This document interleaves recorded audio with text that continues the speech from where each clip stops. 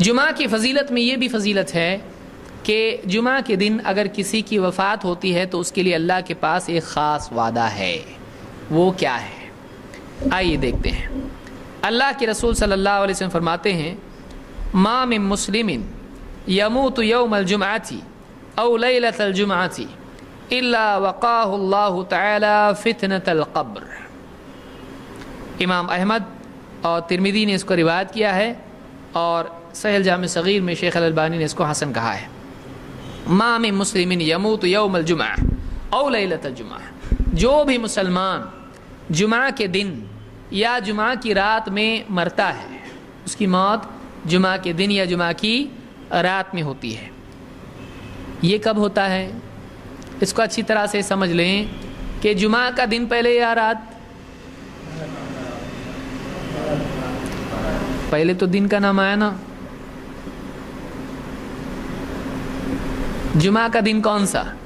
جمعہ کی نماز جس میں پڑھی جاتی ہے وہ کیا ہے؟ جمعہ کا دن.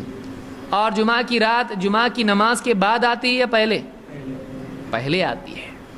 جمعہ کی رات پہلے، ورنہ آدمی بولے گا، سوچے گا کہ جمعہ کا دن جمعہ کی نماز پڑھ لی اس کے بعد آنے والی رات جمعہ کی ہے. نہیں، وہ سنیچر کی رات ہے. کیوں؟ اس لیے کہ دن بدلتا ہے کب؟ مغرب کے بعد. یہ بتائیے روزہ پہلے آتا ہے کہ تراویح؟ تراویح. اور تراویح رمضان میں پڑھی جاتی ہے یا رمضان سے پہلے؟ رمضان میں. تو معلوم یہ ہوا کہ پہلے تراویح آتی ہے پھر اگلے دن روزہ آتا ہے. اس لیے کہ جیسے ہی مغرب ہو گئی، رات آئی، دن بدل گیا، رمضان شروع ہو گیا. تو رات پہلی تراویح پہلے روزے سے پہلے ہوتی ہے، تو دن سے پہلے رات آتی ہے اور رات ہی سے ہمارا نئی تاریخ شروع ہو جاتی ہے.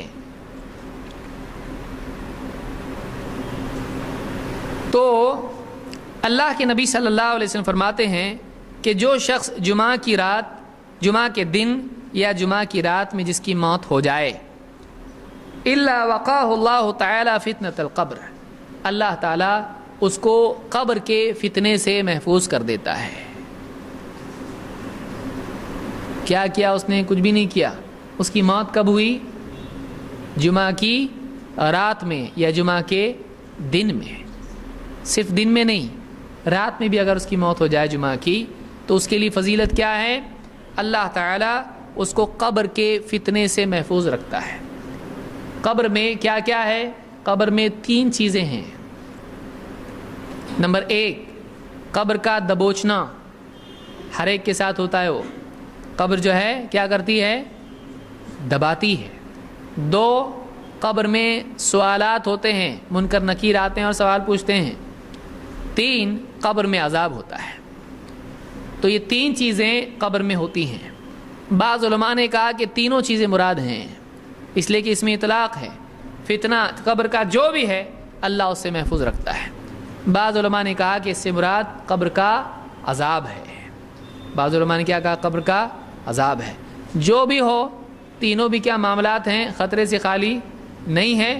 لہٰذا آدمی اگر تینوں میں سے کسی ایک سے بچے یا تینوں سے بچ جائے تو بھی اس کے لیے غنیمت ہے.